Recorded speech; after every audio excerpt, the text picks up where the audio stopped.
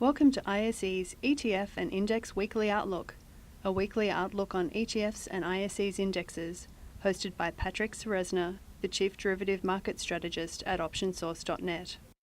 ISE has a portfolio of more than 20 proprietary indexes based on a diverse range of fast-growing industries and emerging markets. Our team of indexing experts is dedicated to creating these innovative indexes and partnering with issuers to launch unique investment vehicles. This includes exchange-traded funds, exchange-traded notes, and other structured products.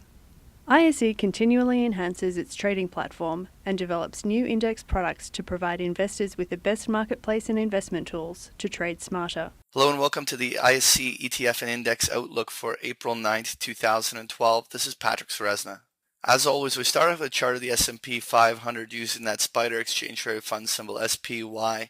Last week we identified a trend line and suggested that while the S&P should develop a topping formation along the upside, we would need a clear violation of the trend line to just give an indication that a new trend on the downside has begun. So the question becomes, did the jobs number, which had about a 20-point S&P drop on the futures market, will that this Monday morning bring about a new drop that not only breaks the trend line but also the lows of March that came in all along that 138 level? If we see any follow-through selling, it may begin that much-needed market correction, which we've talked about for well over a month now. If we saw that correction begin off this level, the 134, 135 would be a very reasonable downside target to anticipate for a more shallow correction. But if the correction became much deeper, a proper 10+% market correction, then we could see even the 127 to 129 level tested on the downside. While we are looking for a market correction, we're not necessarily convinced it has to be a market crash, nor does it have to be a very, very deep correction. So we're going to be, as we approach the 134 level on the downside, we'll start watching to see if the bulls start digging in, holding those support lines to create the next buying opportunity. Next year, I want to take a look at the ISE Natural Gas Index, which is a symbol FUM, and more or less the natural gas index has been channeled between the 105 to 120 area for the better part of about 7 months. We not only rejected off the top end of that range, but now traded directly back into the bottom support line, what we identify as the 104 to 106 focal point. This is a crucial moment because the whole markets are rolling over and we're seeing distribution in the broader basic materials sectors. And so if that all causes a spill effect to see distribution in many of the natural gas stocks, then a break of this level doesn't really have any major supports until the test of the October low, which occurred around that 90 level on the downside. So there really is a lot of room for damage if the support lines don't hold here, so we'll be watching that very early on this week. Next year, I want to take a look at the ISE Global Engineering and Construction Index, which is symbol CVL.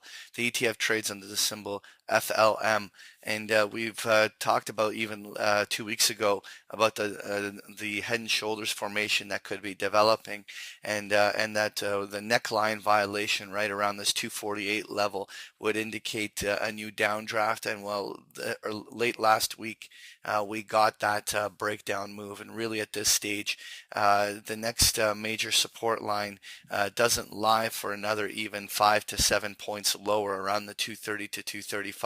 That's a very reasonable downside target. We still don't necessarily believe this has to begin a new major bear market, just simply again a corrective pattern, which means that at some point somewhere around that 230 235 level, if support levels start holding, it might be draw in the first waves of accumulation into this index for a while.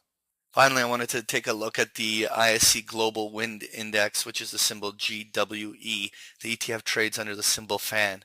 And really, the key thing we talked about here was that that any break of this 86-87 zone would actually put this index at new lows, which really does open up the downside for any number of down legs. We identified the measured move, which goes down to the 75 to 77 zone. But there could be a couple of quicker support zones in the 80 or 82 zone on the downside. The bottom line is anytime something breaks to all-time new lows, it usually can lead to new follow-through selling. So we're going to be watching to see whether this global wind index really starts a bigger downdraft after making this break on the downside. That was your ISE ETF and Index Outlook. Thank you for joining me. Thank you for participating in this week's session. Please join us again next week. For more information about Patrick Ceresna and to sign up for free ETF and index trade alerts, visit www.optionsource.net. To learn more about ISE's indexes and ETFs, visit us at www.ise.com/ETF.